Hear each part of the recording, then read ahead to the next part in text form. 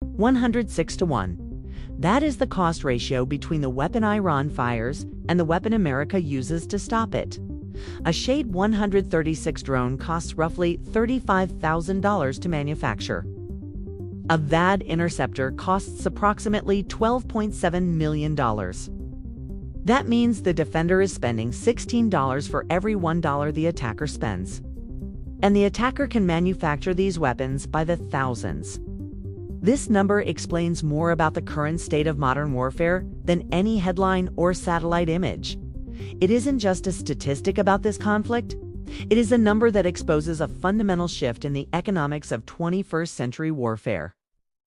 And it is a number that the entire American military-industrial complex, the Pentagon acquisition system and post-Cold War strategic doctrine was not built to handle.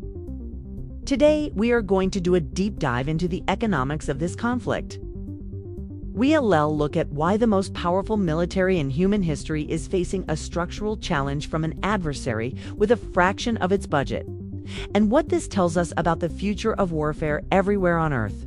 Part 1. The American MO. To understand why the current strategy is being tested, we have to go back and look at the model that made the U.S. military so dominant. From 1991 to the early 2000s, the American way of war was built on three interlocking pillars. First, information dominance. Satellites, surveillance aircraft, and electronic warfare. The ability to see the entire battlefield in real time. In Desert Storm, Iraqi commanders were functionally blind. They couldn't communicate safely, while American forces could see every move they made. Second, precision. GPS-guided munitions and laser-guided bombs meant you could destroy a specific command center without leveling the city around it. This wasn't just about accuracy, it was about efficiency. Needed fewer bombers to take out more targets. Third, logistics. The ability to project power anywhere on Earth and sustain it. Fuel, ammunition, spare parts moved on a global scale. No other nation could compete with this infrastructure against a conventional adversary, one with tanks, bases, and clear front lines. This model was unbeatable. It looked like a chess master playing against amateurs. But then, potential adversaries started studying. They watched how the U.S. fought, and they drew a crucial conclusion. The only way to fight the American model is to refuse to fight like an American. And Iran drew that conclusion decades ago. Part 2.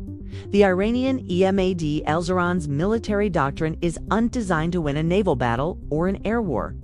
It is designed to impose costs. It is built on four principles that directly counter the American pillars. First, mass over precision. Instead of spending billions on a few stealth fighters, they build tens of thousands of good enough weapons. A Shahed drone isn't fancy, slow and loud, but it's cheap. You can build 10,000 of them for the cost of a single naval ship. When you launch them in swarms, the defender has a mathematical problem. Second, distribution over concentration. The American model relies on large, concentrated assets, air bases, and aircraft carriers. Iran disperses its launchers into forests, cities, and mountains. They hide them in underground facilities built over 40 years. Distribution makes them hard to destroy, even if it sacrifices some efficiency. Third, resilience over sophistication. Those underground facilities aren't high-tech. They are just rock and concrete. But they are designed to survive the most powerful conventional bombs. In a long war, survival often beats sophistication. Fourth, financial attrition. This is the key point. Iran doesn't need to sink an American carrier to win an economic war. They just need to force the U.S. military to spend money faster than it can be replenished. A VAD interceptor costs $12.7 million and takes years to build. Russia is producing 5,500 Shahed-type drones per month in a factory. If Iran fires 100 drones, they spend $3.5 million. If the U.S. fires 100 interceptors, they spend $1.27 billion. You don't have to do the math many times to see the strategic unsustainability. Part 3. The Stockpile PROB Lemlets. Look at the stockpile numbers, because this is where the financial theory becomes a physical reality. According to estimates from defense analysts, the U.S. inventory of certain interceptors is finite. In past conflicts, we saw expenditure rates that are staggering. One European leader noted that more Patriot missiles were used in a few days in the Middle East than in years of conflict in Ukraine. Think about that rate of consumption. The CSI estimated that operating costs in the early days of the recent engagement ran nearly $1 billion a day. If this pace continues, models suggest that critical inventories could be depleted in a matter of weeks. The production rate for new interceptors is roughly 96 per year, ramping up to 400, even at that higher rate. You are essentially rebuilding an entire year's worth of production for just 1 week of conflict. This isn't a secret in the Pentagon. Planners are looking at these numbers. They know that the adversary manufacturing these drones is producing them at a rate that far outpaces the production of the missiles needed to stop them. This is the logistical reality of modern defense. Part 4. Adaptation. And however, it would be dishonest to portray the U.S. military as static. There is a lesson from the last few years that has been absorbed, and we are seeing adaptation. The most clear example is the Lucas system. Lucas was essentially reverse-engineered from the Shahed 136. American engineers took the Iranian concept, studied it, and built an American version in 18 months. It costs a fraction of a traditional cruise missile. In recent operations, these systems were launched from ships, proving that the military can innovate when it moves fast.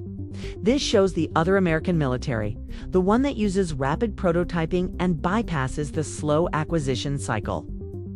When it moves fast, it moves very fast. But there is a crucial distinction here.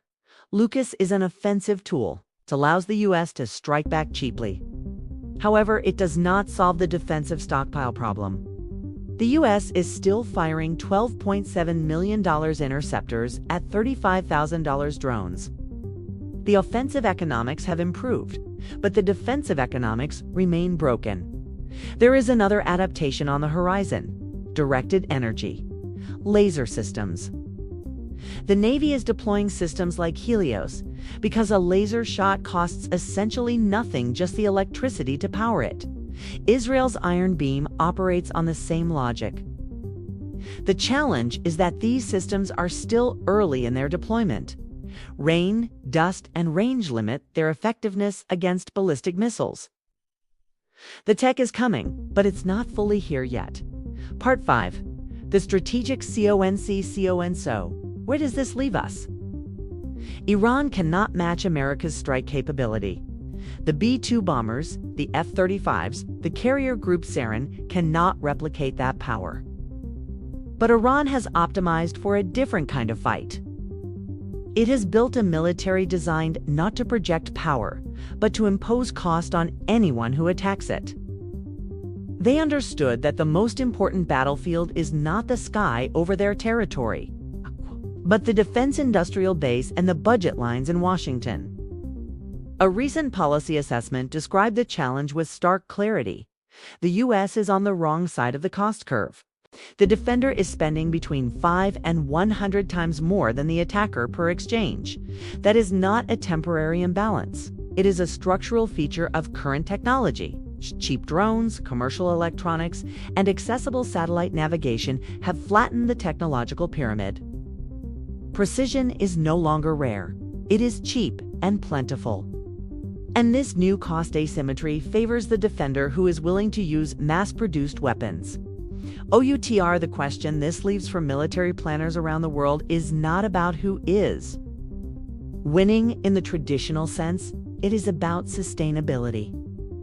Can any military built around the expensive, precise model sustain the cost of defending against an adversary who has weaponized financial attrition? Amateurs talk strategy. Professionals talk logistics. And at its deepest level, this conflict is a logistics and industrial economics contest.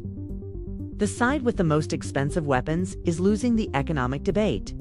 If this framework gave you a new lens to understand the headlines, Please share this video.